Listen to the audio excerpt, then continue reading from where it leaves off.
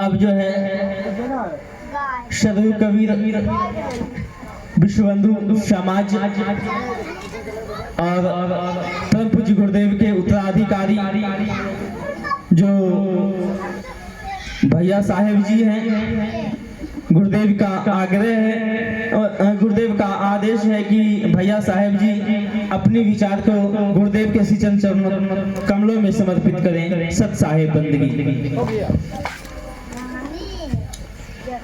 मैं अपराधी जन्म का नख सिख भरा विकार, तुम दाता दुख भंजना मेरी करो उबार। मेरे हृदय के सम्राट परमराध्य गुरुदेव संत विश्वबंधु जी महाराज के श्री श्री चरण कमल में पुष्प सहित करोड़ों बार बंदन। बंदी छोड़ दया के अनंत महासागर करुणा में सत्य कबीर साहेब के श्री चरण कमल में अहरनिशी बंधन तथा सत्संग रूपी मानसरोवर में आप सभी महान आत्माओं को मेरा 3 बार सत साहेब बंदगी, सत साहेब बंदगी, सत साहेब बंदगी। आज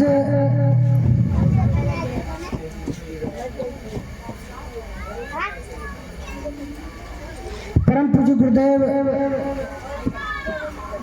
हम सबों के ऊपर एक जिम्मेवारी सौंपे हैं। बहुत से शिष्यों को अग्रज भ्राता भंडारी संयोजक और उत्तराधिकारी का पद प्राप्त हुआ है और गुरुदेव ने एक शब्द कहा कि सदगुरु कबीर साहब आदि संत हैं और उन्होंने कहा कि हम सभी शिष्यों से आग्रह करते हैं जिम्मेदारी देने से पहले कि वह साहेब के ज्ञान का प्रचार प्रसार करेंगे। साहेब को तो हमने नहीं देखा, हमने अपने गुरुदेव को देखा है और गुरुदेव हमें साहेब का ज्ञान सुनाते हैं। हम लोगों के जीवन में साहेब का ज्ञान पिरोते हैं। तो आग्रह शब्द का प्रयोग किया कि हम अपने शिष्यों से आग्रह करते हैं कि वह साहेब के ज्ञान का प्रचार प्रसार करेंगे।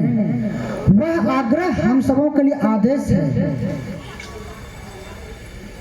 और हम सब उस आदेश का पालन कैसे करेंगे, कैसे प्रचार प्रसार हो, तो उसके लिए जितने भी मत संप्रदाय के लोग होते हैं उनको अपने शास्त्रों का अध्ययन होता है और बिना अध्ययन का आप दूसरों को प्रभावित नहीं कर सकते हैं।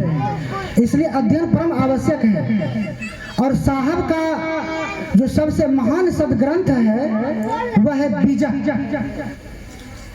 और बीजक का पाठ वो तो 12-13 भाग में है। वो 15 मिनट प्रत्येक शिष्य को अवश्य करनी चाहिए।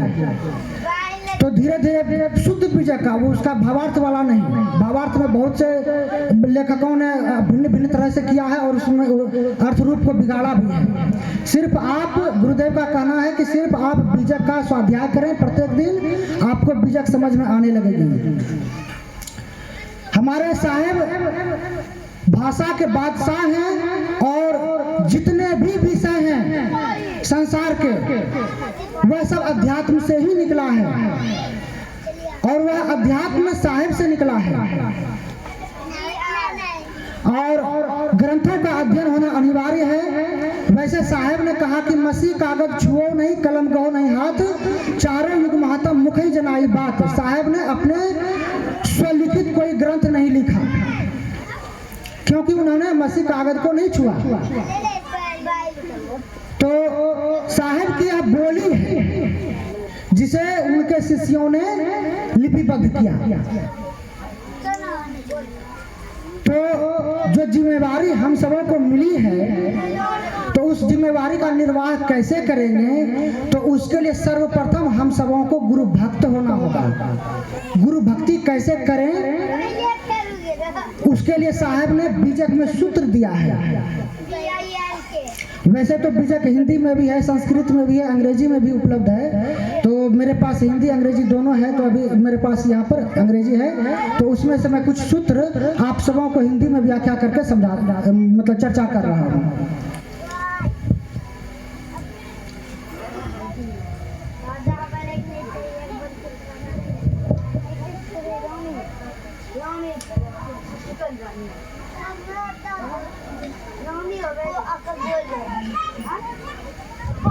साहब कहते हैं गुरु भक्ति हमें कैसे करनी चाहिए, उसके संबंध में साहब का सूत्र है बीजक में, साखी प्रकरण। The guru image is as the moon, गुरु का जो रूप है वह चंद्रमा के समान है। द डिसाइपल द चकोर, जो शिष्य है वह चकोर पक्षी के समान होता है। जिस तरह चकोर पक्षी चंद्रमा को एकटक निहारता है और स्वाति के बूंद को पीता है और उसके बाद वह आग को भी निगल जाता है, ऐसा साहब साखी में कहे हैं। उसमें इतनी शक्ति आ जाती है चंद्रमा को निहारने से और स्वाति जल पीने से।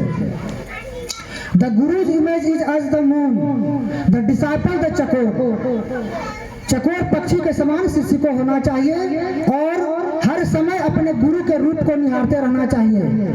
मूल ध्यान गुरु रूप है, मूल पूजा गुरु पांव, मूल नाम गुरु वचन है, मूल भाव सद्भाव। Moment by moment let them fix their gaze upon the guru's image, जिस तरह चकोर पक्षी चंद्रमा को एक टक से निहारती रहती है, उसी तरह शिष्य को भी अपने गुरु में एकदम फिक्स करके निहारते रहना चाहिए हमेशा। उससे क्या होगा कि काल जाल का संकट भी दूर हो जाएगा और आप गुरु भक्ति कर पाएंगे। The Guru entered into the disciple unbroken love prevails, जो शिष्य होते हैं वह अपने गुरु को अपने हृदय में बसा लेते हैं और अनब्रोकन लव, अटूट संबंध गुरु से होता है। No separation can under them, उनमें कोई सेपरेट जैसी बात नहीं होती है। गुरु और शिष्य में खुली किताब की तरह होते हैं। They are two bodies but one soul, वह दोनों शरीर से दो होते हैं किंतु आत्मा से एक होते हैं और एकाकार की स्थिति में ही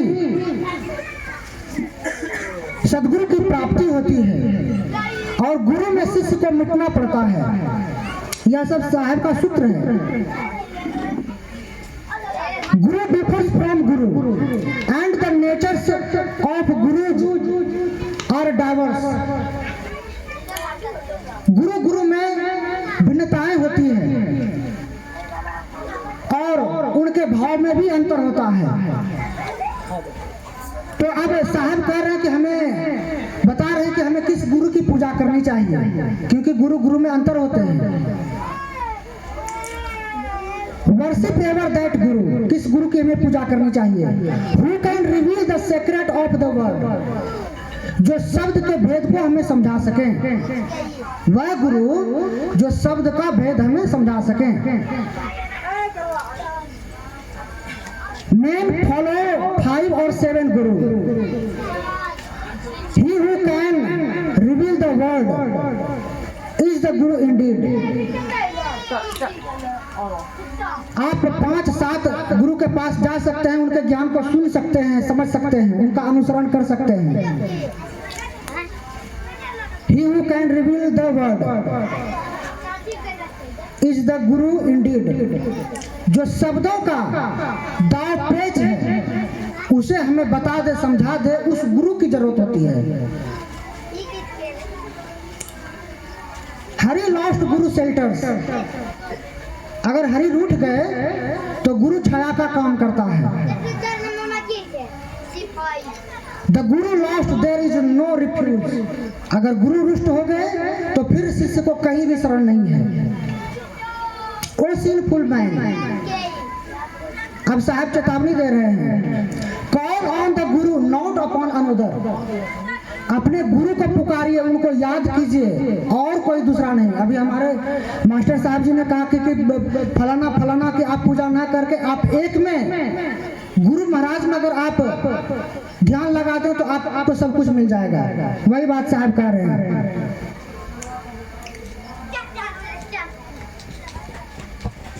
The Guru must be one who takes nothing from the disciple।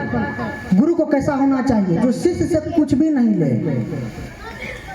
The disciple must be one who gives all he has to the Guru। और शिष्य को कैसा होना चाहिए? जो शिष्य गुरु को सर्वस्व समर्पण कर दे।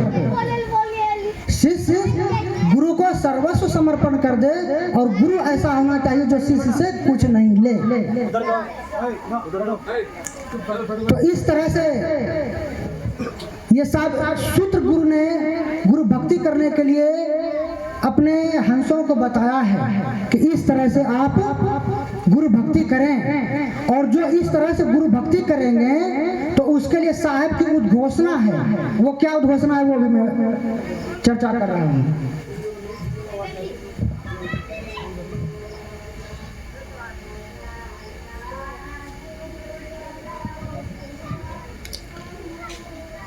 कबीर से I will make you fearless.